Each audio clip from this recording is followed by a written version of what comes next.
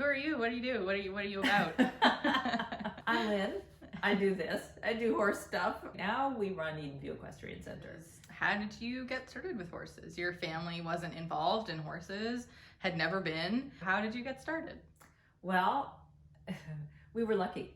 I grew up in North York, so for all of that area, we wound up living in walking distance to one of the biggest barns in the Toronto North York area. So I was able to walk to my lessons, and that was the only way that we wound up riding. We rode at Sunnybrook.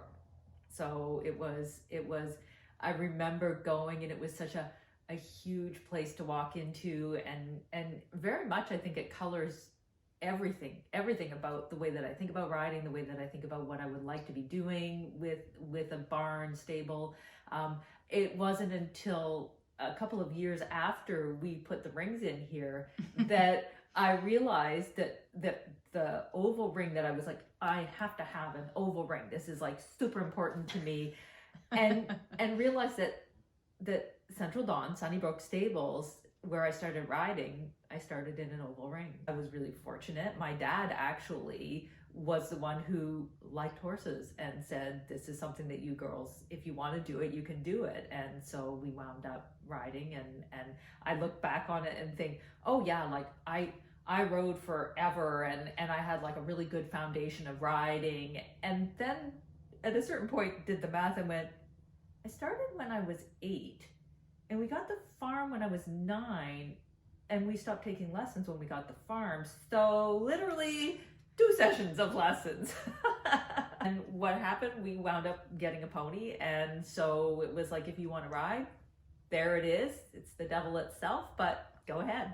The pony was horrible that we started on. It took off every time that I rode it. And I'm not actually kidding. Every time. And it would run down the road bucking until the saddle was on its neck and your feet were stuck out in front of you, and it threw you, and then it stood there and it just waited, and it was like, well, get up. And you got up, and it was like, get on, and you got on, and it was like, then he was like, okay, we know who's in charge, and let's go, right? Oh wow, yeah, I've had last count in my life, and I'm talking horses that I personally own, and people sometimes get like confused about that, like, oh yeah, with lesson horses and school horses and training horses, but no, actual personal horses that I've owned for longer than 1.5 years or 2 years. I think at last count it was 45.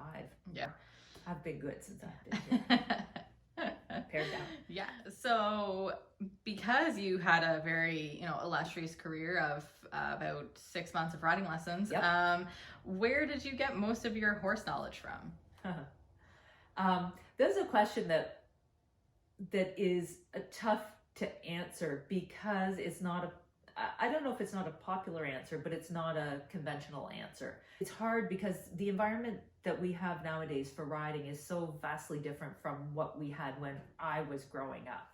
We were unsupervised. We were wildlings. I mean, there was nothing that was off limits. You got on your pony and you went, and nobody knew where you were. You could have died down the road. Nobody noticed. Nobody cared. But after my really young years, when I started to say, okay, this is something that I'd like to do, I read a lot. Man, I read a lot. I have a vast library of turn pleasure and saddle seat and hunter and equitation and reining and just whatever I could get my hands on, because back in the day there was no YouTube. there was no, oh, I'm just gonna check out this guy's video, right? The one that was the most impactful for me was John Lyon's set of videos that I ordered from the library. Yeah. I ordered it from Uxbridge Library because you could get all 6 at once, and I just sat for the whole weekend and watched this natural horsemanship stuff. And I had been doing it on my own anyway, but it was just interesting to see, and it kind of, I think at that moment it just pointed to everything that I thought was good about horsemanship and the direction that horsemanship and people who want to get better should be going. I just rode a ton, and I was really lucky to have the time to do it. I would go for hacks for hours, literally hours.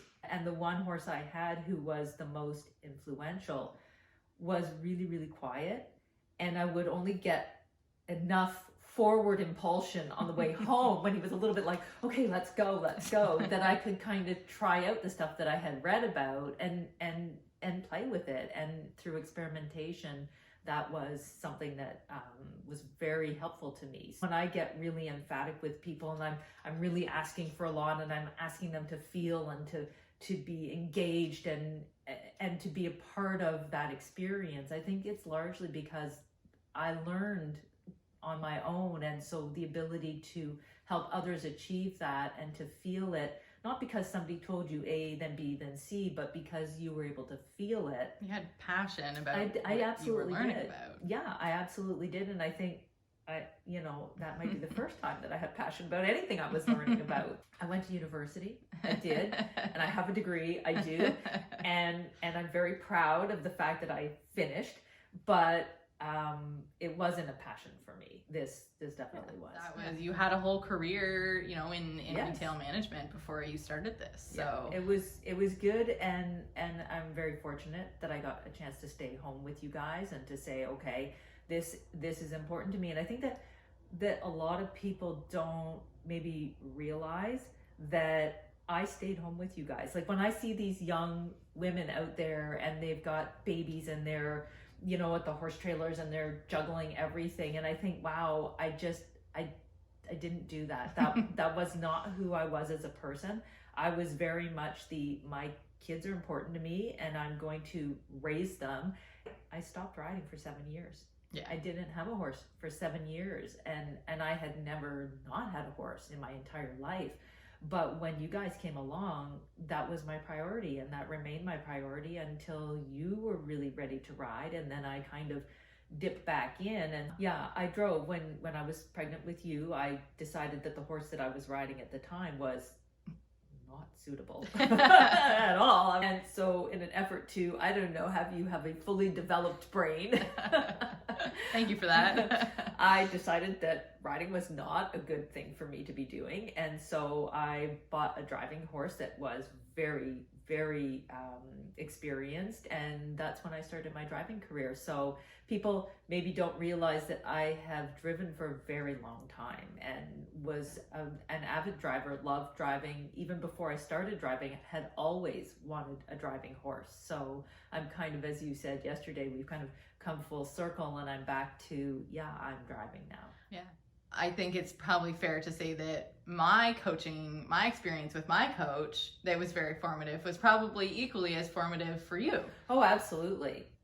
I learned more from watching your lessons than I could have ever learned had I been riding. It absolutely, I think that oftentimes people don't understand the huge gains you can make by just watching and watching and watching and watching some more. Mm-hmm. And I was really fortunate. We had our own place at that time as well. So the riding that you did at your lessons, I could watch and I could get a sense of what we were looking for, because up until then I had done a lot of just riding. There was no specific, you couldn't put a discipline on it. When people ask me, oh, what do you ride? Horses. And so when you started riding and we went and we were with Doug, who I look back on and think, wow, he was like my age. He seems so old. Sorry, Doug, but he seems so old, and I was so young, and he was like this old man. And now looking back, he was like your age. yeah, he really was. And he had such an extensive amount of knowledge. And what I admired about him was his ability to take train wrecks and make them into really quite effective show horses. We are very clean in our training, and we're very low key, low maintenance. And I think that comes a lot from learning from Doug and learning. Oh, absolutely. I think that if we had been at a different barn in a different environment, perhaps a larger barn, maybe our paths would be different right now. But I really, really admired his ability to understand what was foundationally important. And because of my natural horsemanship and my desire to get it right in a way that was easy and well thought out and that made sense to the horse. I think that that's his training methods really aligned with my own. And so when he decided that he wasn't getting rid of me, he started to include me in your rides and to say, well, fine, if you're going to do this at home, here's how you watch a horse go through a grid, and here's how you actually understand how to make those distances work. And he used to tell you all the time, I mean, you know that, but like, okay, just whatever your mother says, just don't listen to your mother. Yeah. And but in a fun way. He had fun with it, and I know that he enjoyed the time that he spent with us, and Yeah, for sure. that was a highlight of his afternoon, was being able to coach you, but impart knowledge to somebody who was desperate for knowledge. And I think that that's one of the things that I wish I saw more often now. Yeah. And I wish that more people were really heartfelt, truly driven to understand better how to be good with their horses. I think that was something that he just had a grasp of, and he learned from another old dude, and so he came up that way. And I think that that's maybe not the fastest route to success, for sure. I think that can be personally extremely satisfying, professionally depth. You had a very clear vision for what you wanted. So talk a little bit about that. You know, what did that look like? When did you decide you wanted something bigger and something more?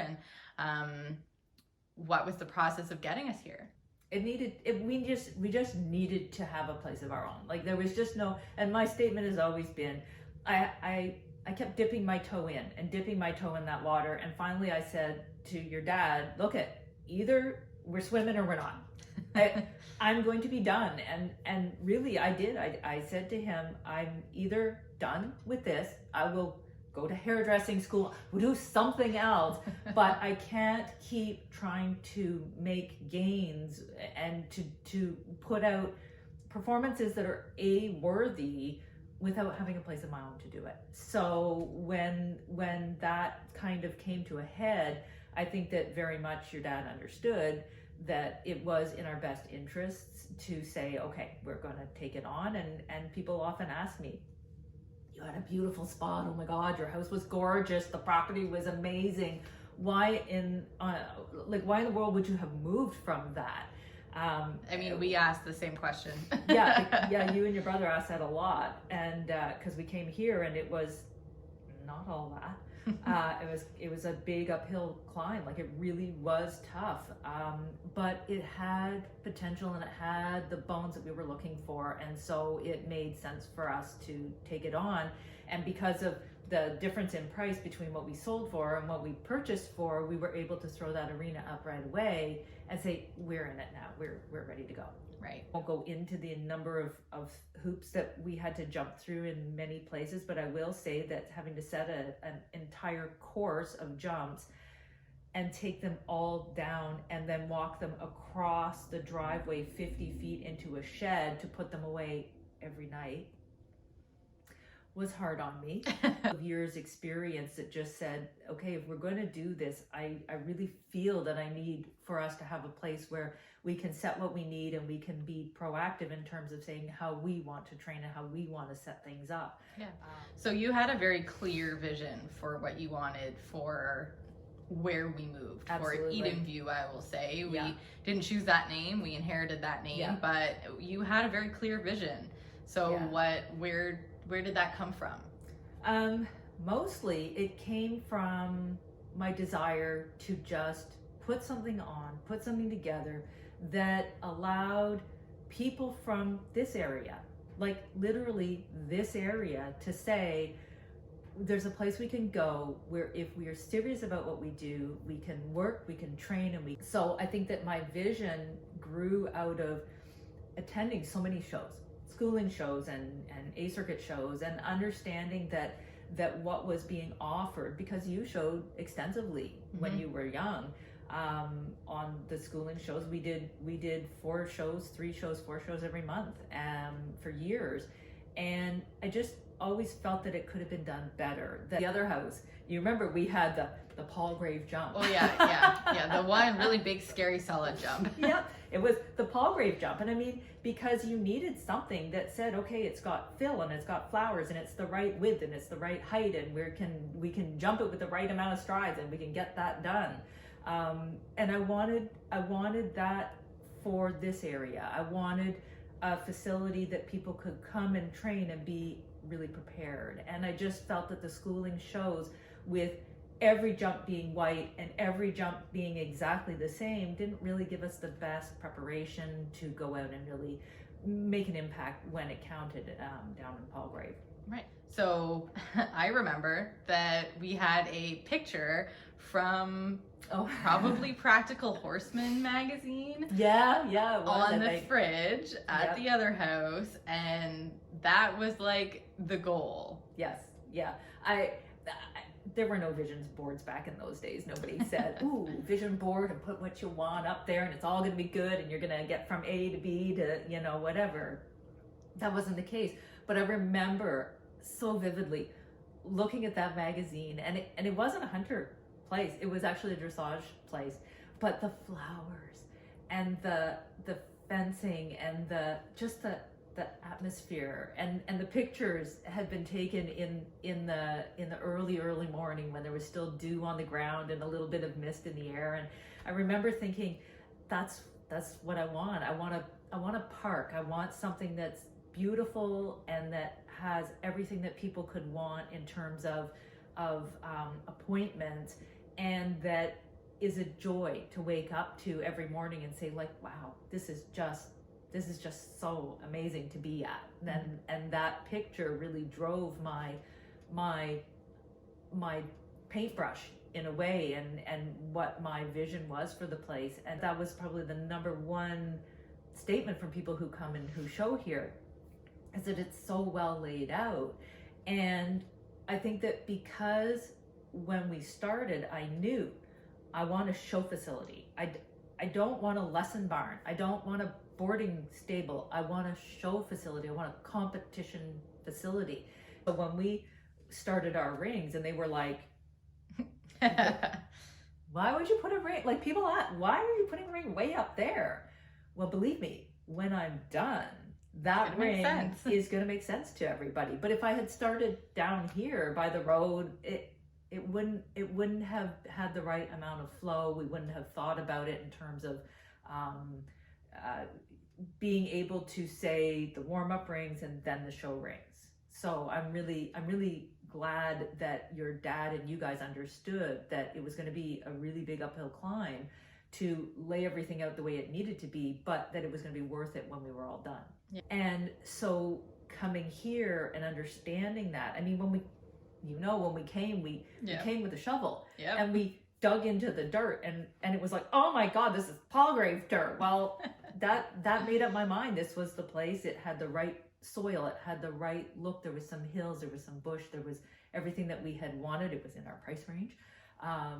The house was a do-over, as was the barn, but it had everything. It had everything that you could bring to it and say, when it's done, it's going to be amazing. And right. I guess my statement, with vision and a sense of humor, you can achieve anything.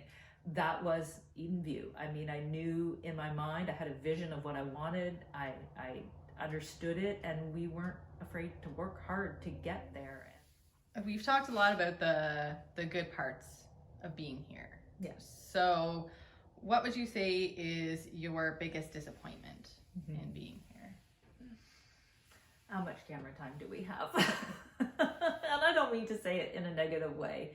But with every great accomplishment, there's usually a couple that aren't so great and things that you don't get to accomplish. So I guess maybe the best way to look at it is, my greatest disappointment was that in coming here and in building and having a vision and being able to say, this is exactly what I want. About 3 weeks after we got here, I hit my head really, really badly, twice in one go. And that, I'm going to tell you what my biggest disappointment was now that I've had a little cry and said, okay, fine. I guess that it was that after everything that we had envisioned and every element of us, I had to wait. And I think that people don't understand how long I waited for this place. It was 20 years. You know, people nowadays, they're very much like, oh, I want this thing and it's on Amazon and I can get it. And I want that horse and there it is in the field and I can get it and I can go to Europe and I can do whatever I want.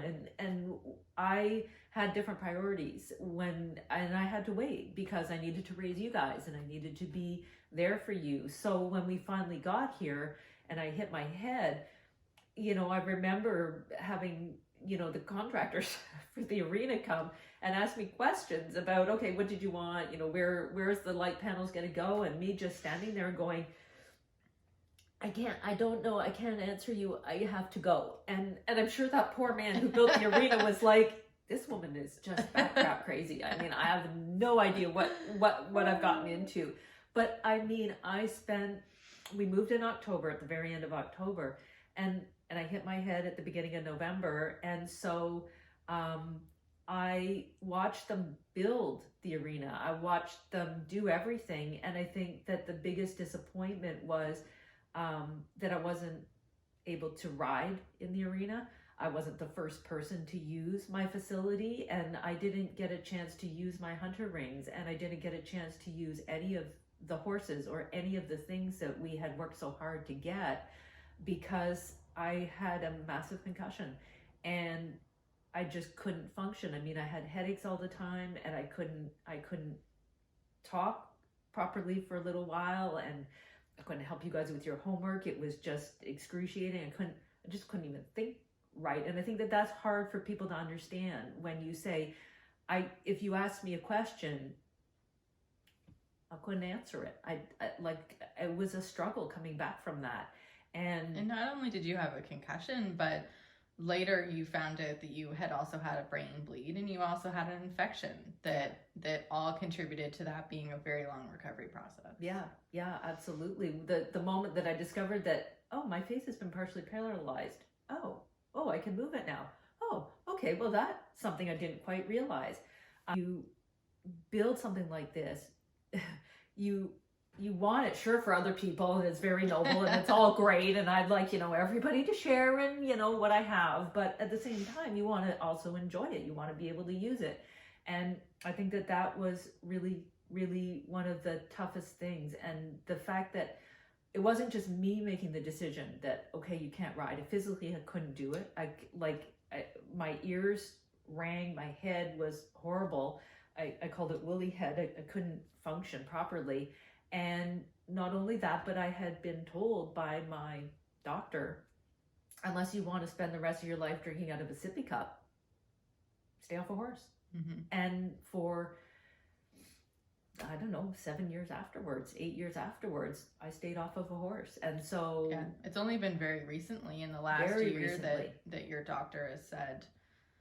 Yeah, mental health trumps brain injury. And so for your mental health, get out there and do what you do, because it's been tough. But I think that largely that was that moment encompassed a lot of different disappointments. The fact that I couldn't do stuff with you, I couldn't ride in my rings, I couldn't do all of the things that I set out to do, and it's kind of, you know, unfortunate, ironic, whatever it is, that you finally get what you want. You've waited so long, your whole life, to get what you want, and you get it, but you're not the one who's going to be able to use it. Oh, that head injury happened, your first major head injury happened when right at the beginning of us being here. Yeah. And then about halfway through us being here, you had another one. We were in the middle of shows, we had clients, there was all kinds of stuff going on. Yeah, and then it happened again. which wasn't good. So having recovered and just gotten a little bit of momentum behind us, yeah, I was sidelined again, which is super unfortunate. It's really hard to run a horse business when you can't ride. Teaching is tough. Just the day to day is it's a lot of work. I mean, everybody knows, blah blah. It's a lot of work. But when you've had a catastrophic head injury, it makes It's a lot of work when you're healthy and young. Yeah. So yeah, and let's be clear, I didn't start this little project until I was 45, right? If I had done it again, if I had had the opportunity and said, okay, I'm gonna start this when I'm 25, well, that would have put me in really great shape for, being 45, 20 years in the industry, being, doing what you need to do. But starting at 45 and then having head injury and then head injury and of course we're forgetting about the back injury. Yeah.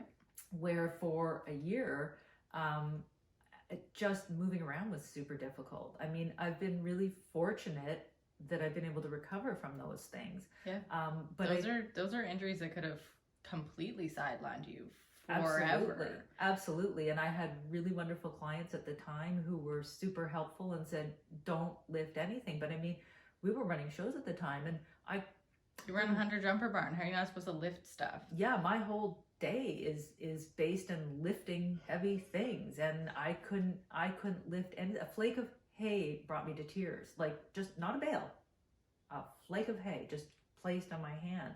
So that again made it difficult for me to say, yeah, I'm like really in this. I can really be a force to be reckoned with. It seemed that every time we gained momentum, we took two really huge steps back, and to be literally afraid. Like I remember the first time I rode in my memorial ring, I was on Adrian, and you led me around. I remember. You led me around, and all I could think of, because of course there's a bit of a slope going back down to the barn, and I remember holding onto the saddle and thinking, oh dear Lord, please don't trip.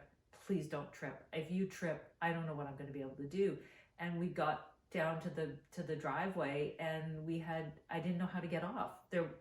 We had to walk him over to the pickup truck, put the tailgate down so that I could go from the saddle to the tailgate and then slide to the ground. And I mean, when you're talking, when you think about it and you say, okay, we're talking about somebody who's trying to run a full-on facility, and that's where I was at.